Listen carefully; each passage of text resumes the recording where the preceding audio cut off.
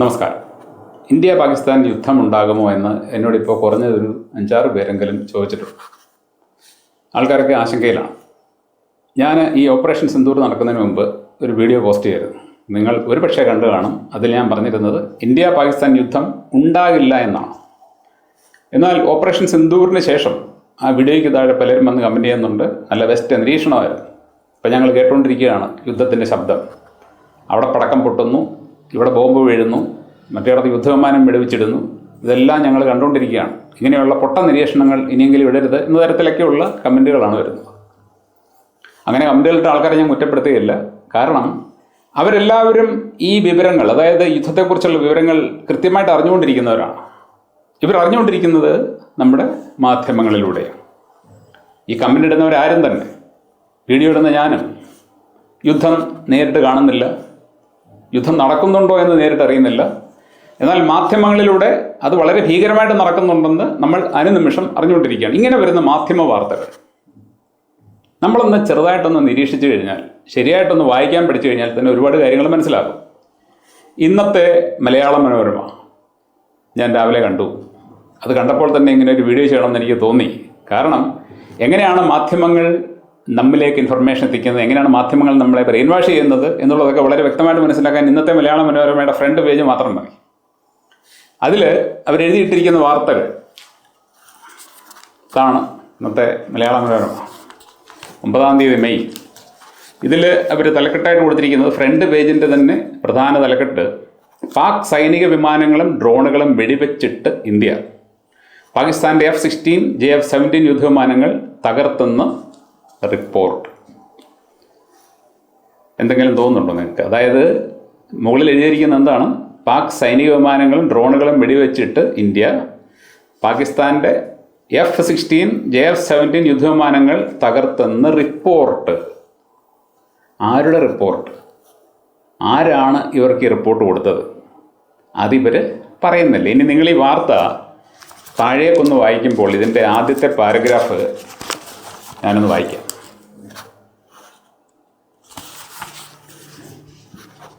Operation സിന്ദൂറിൻ്റെ ആദ്യഘട്ടത്തിന് ശേഷം സംയമനം പാലിച്ച ഇന്ത്യക്ക് നേരെ തുടർച്ചയായി പ്രകോപനം സൃഷ്ടിച്ച പാകിസ്ഥാന് ശക്തമായ തിരിച്ചടി.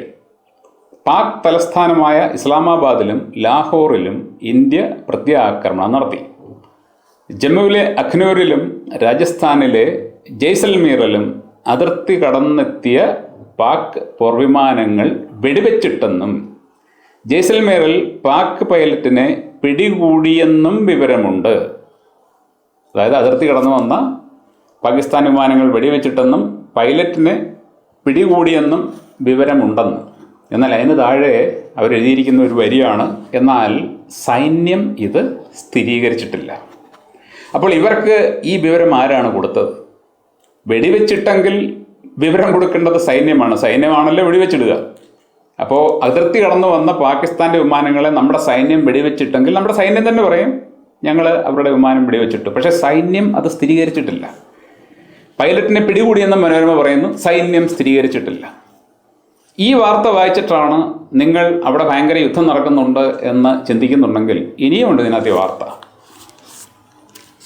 അടുത്തത്, 100ഓളം ഭീകരരെ വധിച്ചെന്ന് രാജ്നാഥ്. രാജ്നാഥ് നമ്മുടെ ഡിഫൻസ് മിനിസ്റ്ററാണ്.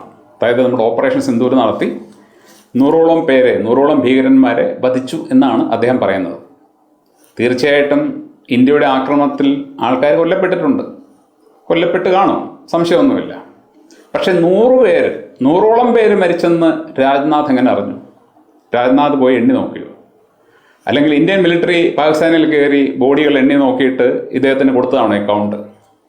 അപ്പോൾ ഇങ്ങനെയുള്ള വാർത്തകൾ വായിക്കുമ്പോൾ നമ്മൾ മനസ്സിലാക്കണം, ഇതിനൊന്നും യാതൊരു അടിസ്ഥാനവുമില്ല. ഇതങ്ങനെ സംഭവിച്ചോ എന്ന് അവർക്ക് തെളിയിക്കാൻ പറ്റില്ല. ഇപ്പോൾ രാജ്നാഥ് സിംഗ് പറഞ്ഞു എന്നേ ഉള്ളൂ. അങ്ങേർക്ക് എങ്ങനെ ഇൻഫർമേഷൻ കിട്ടി? ആര് കൊടുത്തു? മലയാള മനോരമയ്ക്ക് എങ്ങനെ ഇൻഫർമേഷൻ കിട്ടി പൈലറ്റിനെ പിടിച്ചെന്ന്? സൈന്യം സ്ഥിരീകരിച്ചിട്ടില്ലെന്ന് അവർ തന്നെ പറയുന്നു. ഇനി ഇതായിട്ട് മറ്റൊരു വാർത്ത ഇത് തന്നെയുള്ളതാണ്. കാണ്ഡഹാർ സൂത്രധാരനും കൊല്ലപ്പെട്ടെന്ന് അഭ്യൂഹം. കൊല്ലപ്പെട്ടെന്നോ കൊല്ലപ്പെട്ടില്ലെന്നോ അല്ല പറയുന്നത്, ഇതിനിടയ്ക്ക് നിൽക്കുന്ന ഒരു തരത്തിലാണ് ഒരു വാർത്ത കൊടുക്കുന്നത്. അപ്പോൾ സൈന്യം സ്ഥിരീകരിച്ചിട്ടില്ല, സർക്കാർ സ്ഥിരീകരിച്ചിട്ടില്ല, നമ്മൾ പോയി എണ്ണി നോക്കിയിട്ടില്ല, പാകിസ്ഥാൻ സമ്മതിച്ചിട്ടില്ല, പാകിസ്ഥാൻ അവകാശവാദം ഉന്നയിച്ചിട്ടില്ല. ഇവിടെ ഒരാൾ കൊല്ലപ്പെട്ടെന്ന് അഭ്യൂഹം, അവിടെ ചിലർ കൊല്ലപ്പെട്ടെന്ന് റിപ്പോർട്ട്, ഇങ്ങനെയൊക്കെ നടന്നതായിട്ട് സംശയമുണ്ട്. നിങ്ങൾ വാർത്തകൾ ഓരോന്നോരോന്നിടത്ത് വായിച്ചു കഴിഞ്ഞാൽ ഇതുപോലെയാണ് അവരെഴുതി പിടിപ്പിക്കുന്നത്. തലക്കെട്ട് മാത്രം കണ്ട് ആൾക്കാർ ഭയക്കുന്നു. തലക്കെട്ട് കഴിഞ്ഞിട്ട് താഴ്ത്തു വരുമ്പോൾ ഈ പത്രങ്ങൾ അവരുടെ ഉത്തരവാദിത്തത്തിൽ നിന്നും ഒഴിഞ്ഞു മാറുകയാണ്. ഞങ്ങളിതൊന്നും കണ്ടിട്ടില്ല, ഞങ്ങൾ നേരിട്ട് പോയി കണ്ടിട്ടില്ല ഇത് എഴുതുന്നത്, ആരുടെ റിപ്പോർട്ട് അനുസരിച്ച് ഞങ്ങളങ്ങ് എഴുതുവാണ്, ഞങ്ങൾ വാർത്തകൾ ഉണ്ടാക്കുകയാണ്. ആരാണ് ഇവർക്ക് റിപ്പോർട്ട് കൊടുത്തത്? നമ്മൾ സമാനമായിട്ടുള്ള റിപ്പോർട്ടിങ് പണ്ട് കണ്ടതുകൊണ്ടാണ് ഇപ്പോൾ ഇവരെയൊക്കെ സംശയിക്കുന്നത്. നമ്മുടെ മാധ്യമങ്ങളൊക്കെ പറയാറുണ്ട്, പാകിസ്ഥാനിലെ മാധ്യമങ്ങൾ കള്ളം പറയുന്നു, വ്യാജവാർത്ത ഉണ്ടാക്കുന്നുവെന്ന്.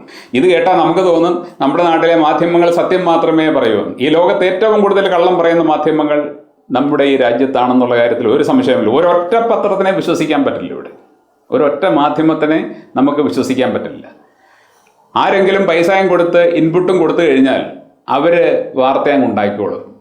നമ്മൾ ഈ അടുത്ത സമയത്ത് കണ്ടതാണ്, 3 പെൺകുട്ടികൾ പേവിഷബാധയേറ്റ് മരിച്ചു. ഈ 3 പെൺകുട്ടികളും പട്ടി കടിച്ചിട്ട് പോയി വാക്സിൻ എടുത്തവരാണ്, ഇമ്മ്യൂണോ ഗ്ലോബുലിൻ എടുത്തവരാണ്. അവർ മരിച്ച് ഈ വാക്സിനെ കുറിച്ച് ആൾക്കാരുടെ മനസ്സിൽ വളരെ വലിയ സംശയം, ഇത് യൂസ്ലെസ് ആണ് എന്നുള്ള ചർച്ചകളുമൊക്കെ സമൂഹത്തിൽ നടന്നുകൊണ്ടിരിക്കുമ്പോൾ ഇതേ മാധ്യമങ്ങൾ ഈ ഇക്ബാലിനെ പോലെയുള്ള ആൾക്കാരെ പിടിച്ചിരുത്തി ലേഖനം എഴുതിപ്പിച്ചിട്ടിരിക്കുകയാണ്. ഇവിടെ വർദ്ധിച്ചു വരുന്ന പേവിഷബാധ തടയാൻ എല്ലാവർക്കും വാക്സിൻ കൊടുക്കണം. ആലോചിച്ചു, വാക്സിൻ പരാജയപ്പെട്ടപ്പോൾ ആ പരാജയപ്പെട്ടതിനെ ചോദ്യം ചെയ്ത് എന്തുകൊണ്ട് ഇത് പരാജയപ്പെടുന്നതെന്ന് ചർച്ചയുണ്ടാക്കി ഇത് യൂസ്ലെസ് ആണെന്നുണ്ടെങ്കിൽ അത് നിരോധിക്കണമെന്ന് പറയേണ്ട മാധ്യമങ്ങൾ ഇത് പരാജയപ്പെട്ട് നിൽക്കുന്ന സമയത്ത് തന്നെ ഇത് കൊടുത്തിട്ടും കുട്ടികൾ മരിച്ചുപോയി. കുട്ടികൾ മാത്രമല്ല, ഏതാണ്ട് 7ഓളം പേര് കഴിഞ്ഞ് 30 ദിവസങ്ങളിൽ മരിച്ചു എന്നാണ് വാർത്തകൾ പറയുന്നത്. വാക്സിൻ എടുത്തവരാണ് എല്ലാവരും.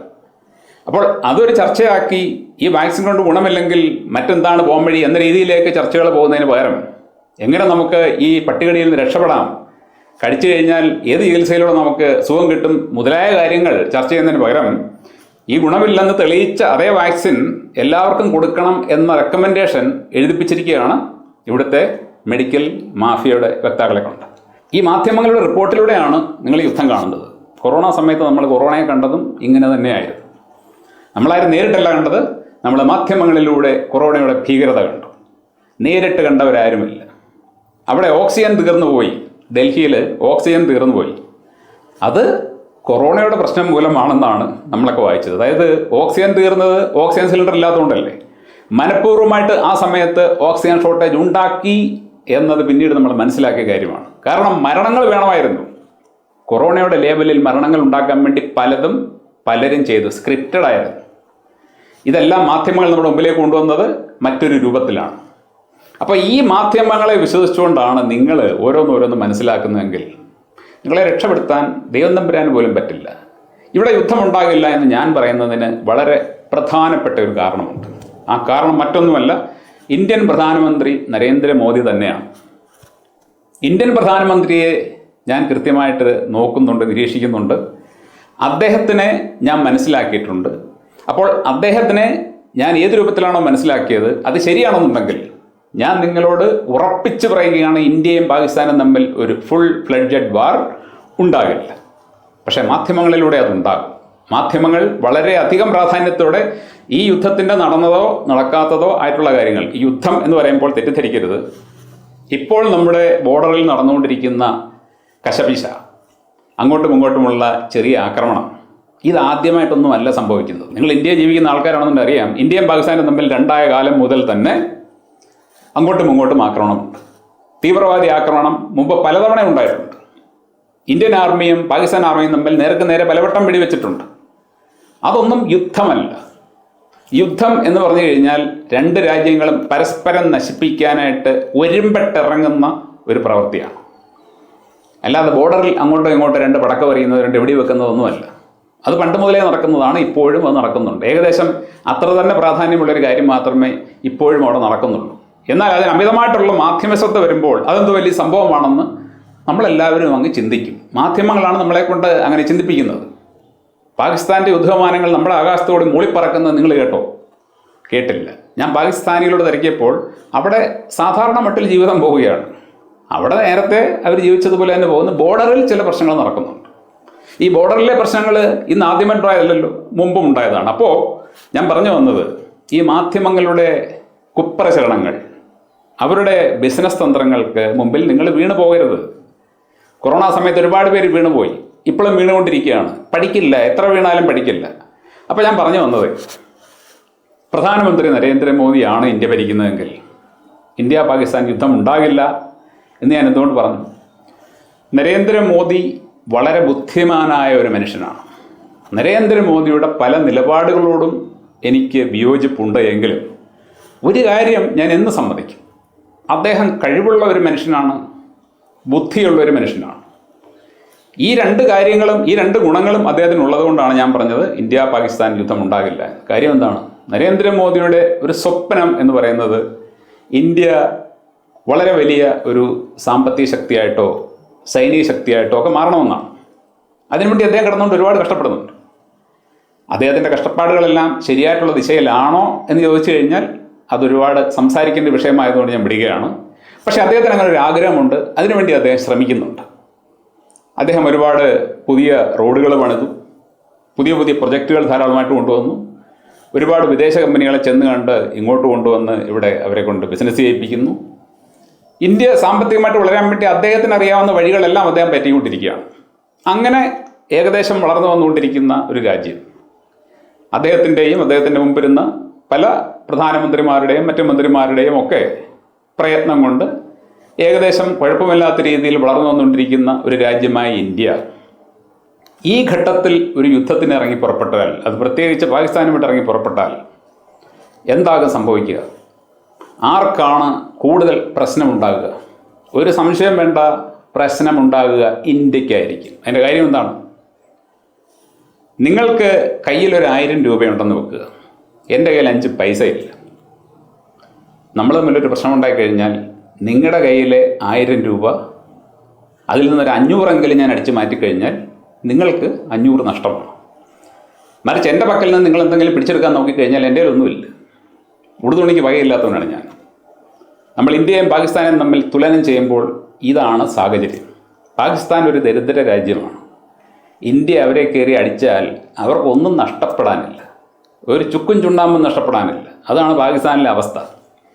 നേരെ മറിച്ച് ഇന്ത്യ വളർന്നു വന്നുകൊണ്ടിരിക്കുന്ന ഒരു എക്കണോമിയാണ്. ഇന്ത്യയെ പാകിസ്ഥാൻ ആക്രമിച്ചാൽ പാകിസ്ഥാൻ ഇന്ത്യയെ ആക്രമിക്കാൻ പറ്റും. ആക്രമിക്കാനുള്ള സംവിധാനമൊക്കെ അവർക്കുണ്ട്.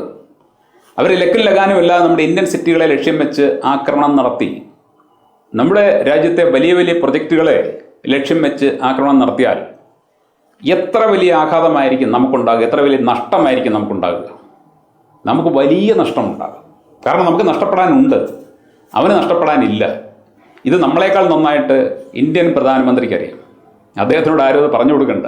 അതുകൊണ്ട് ഇപ്പോൾ നടന്നുകൊണ്ടിരിക്കുന്ന ഈ കശപിശ അത് അത്രമാത്രമായിട്ട് തന്നെ നിൽക്കും, അതിനപ്പുറത്തേക്ക് അത് പോകില്ല. അങ്ങനെ പോകാൻ ഒരിക്കലും നരേന്ദ്രമോദി അനുവദിക്കില്ല. എന്നാൽ അത് പോകാൻ സാധ്യതയുണ്ടെന്നൊക്കെ നമ്മളെ കൊണ്ട് തോന്നിപ്പിക്കും. ആ തോന്നിപ്പിക്കലിന് വേറെ ലക്ഷ്യങ്ങളുണ്ട്, അതൊക്കെ തോന്നിപ്പിക്കും. പക്ഷെ ഒരിക്കലും റിയൽ വാറിലേക്ക് ഇത് പോകില്ല. റിയൽ വാർ എന്ന് പറഞ്ഞു കഴിഞ്ഞാൽ എന്താണെന്ന് അറിയാൻ വയ്യാത്തവരാണ് പലപ്പോഴും ഇപ്പോൾ നടക്കുന്ന കാര്യം യുദ്ധമാണ് എന്ന് പറഞ്ഞ് സംസാരിക്കുന്നത്. ഒരു യഥാർത്ഥ യുദ്ധം വന്നു കഴിഞ്ഞാൽ അപ്പോൾ സംഭവിക്കാൻ പോകുന്ന കാര്യങ്ങളൊന്നും നമുക്കിവിടെ നിന്ന് പറയാൻ പറ്റില്ല, ചിന്തിക്കാൻ പോലും പറ്റില്ല. അത്ര ഭീകരമായിരിക്കും അവസ്ഥ. നിങ്ങളത് ഫീൽ ചെയ്യും. യഥാർത്ഥ യുദ്ധം ആരംഭിച്ചു കഴിഞ്ഞാൽ നമ്മളെല്ലാവരും അത് ഫീൽ ചെയ്യും, നമ്മൾ എക്സ്പീരിയൻസ് ചെയ്യും. ഇപ്പോൾ നമ്മൾ എക്സ്പീരിയൻസ് ചെയ്യുന്നത് ടി വിയിലൂടെയും പത്രത്തിലൂടെയും മാത്രമാണ്. അതുകൊണ്ട് നിങ്ങൾക്ക് ഉറപ്പിക്കാം, നരേന്ദ്രമോദി ഇന്ത്യ തകർന്നു പോകാൻ ആഗ്രഹിക്കുന്ന ഒരു പ്രധാനമന്ത്രിയല്ല.